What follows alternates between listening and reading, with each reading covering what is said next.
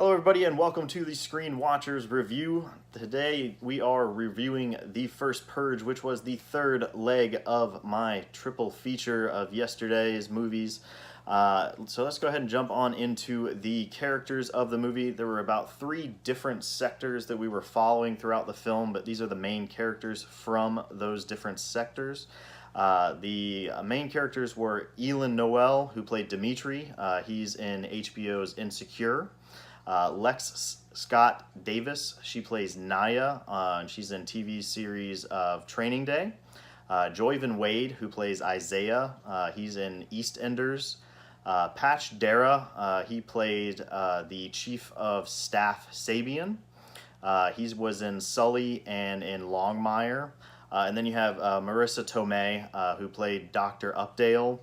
Kind of the architect of the whole thing. She most recently played Aunt May in Spider-Man Homecoming. So let's jump into the review of the movie, shall we? It was a pretty interesting take. It's the 4th movie in the Purge saga, but it takes you back to the very, very beginning. And if you've seen any of the other ones, it was well past everything getting started into the whole purging. And if you haven't seen any of them, give you kind of a quick recap. The whole idea behind the purge is that all crime is legal for 12 hours, including murder. And you can use class 4 weapons, which I don't know what the classes of weapons are. They don't really ever explain that. But you can do pretty much anything you want for 12 hours. The idea is that if you can purge yourself during these 12 hours, you won't do anything else the rest of the year. The crime levels drop, and they have crime statistics to state that this 12-hour purge makes us a better nation. This movie, The First Purge, takes us all the way back to the very, very beginning, where the experiment first starts. And it's actually called The Experiment because it wasn't called The Purge at the very beginning. And it's actually taking it to a localized area. It's just on Staten Island in New York. So it's just a very, very small group of people. Something that was not really shown in the trailers, which I thought made the movie much more interesting, was that the people who were participating were actually paid. They were interviewed by the New Founding Fathers of America, or the NFFA. They were interviewed as to why they wanted to participate, and they were actually paid. The area that they were in was a very, very low income area, and so a lot of people were getting involved in this experiment for the money. It was life-changing money. It was, I believe it was $5,000. And the worse stuff you did, the more opportunity you were to have to get paid. So it was an interesting twist that I did not see from the trailers, and it made it more intriguing. Now, the movie in and of itself was very much like movies 2 and 3 in the saga. The first one was a little bit different. It was really just focusing on one family and defending the house. The other 2, you were kind of out in the open, and this one was much more out in the open and kind of wandering around. Now, since it was an experiment, something that I thought was pretty cool and different from the other ones, and kind of upped the scare factor, was the people who had the experiment had these contact lenses in to record themselves throughout the night, and some of them were blue, some of them were green, different colors, but it made them look very scary because it was actually illuminated. So if you had your eyes open in a dark alley, all you saw were the eyes. So that added some creep factor for sure. Beyond that, the movie is pretty much just kind of your jump scare, slasher, thriller kind of thing.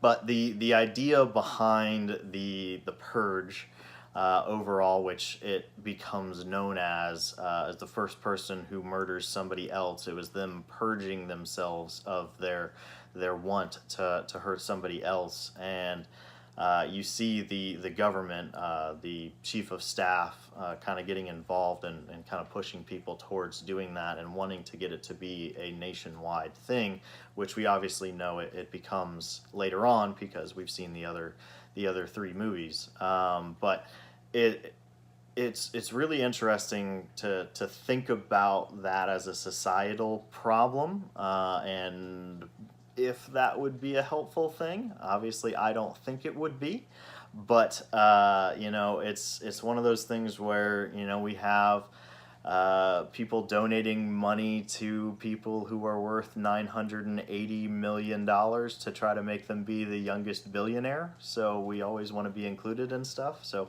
we don't really make sense as a society, but I don't think we're at this level yet. Hopefully, at least. I'll keep my fingers crossed. But the way that they did it, with the experiment and the paying the low-income families, I could see why a lot more people got involved with it than they did, or than that didn't get involved. So that made it much more interesting. If you're not into slashers, if you're not into the jump scares, if you're not into the thriller type of genre, this is not a movie for you. Please don't go and see it. I saw it with somebody who was up in her seat and had her eyes kind of half covered the entire time. And when, you know, we got home, she wanted to watch a happy movie. And that's kind of where you have to be. It's not a very happy movie to watch. It is kind of a downer. For what it was a good movie. Overall, you know, in the four movies in the saga, I wouldn't say it was my favorite. I honestly think the third one was probably my favorite, but it's up there. It was pretty decent. There were a lot of jump scares, and I liked seeing the people who came to rise to the occasion and fight back. I liked seeing those people who did that in the film kind of come back to who they were. So I enjoyed that part. Do you have to see it in theaters? No. This is the first Purge movie I saw in theaters. So I would say probably Redbox, maybe, to see if it's your type of movie. I may be buying it. I have the other ones, so I'll probably buy it just to complete the set. And I'll see if there's any other ones coming out. But that's my review for the first Purge. Have you seen it? Let me know. Other than that, like the video, subscribe, hit the bell icon to see if any other content is coming out. Follow me on Instagram, follow me on Facebook, so you always have the most content. I do post other things than just movie reviews on there, about actors and what they're getting into, so I try to post content that is interesting out there all the time.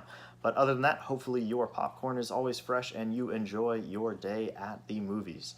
Have a great day, and I will talk to y'all later. Bye.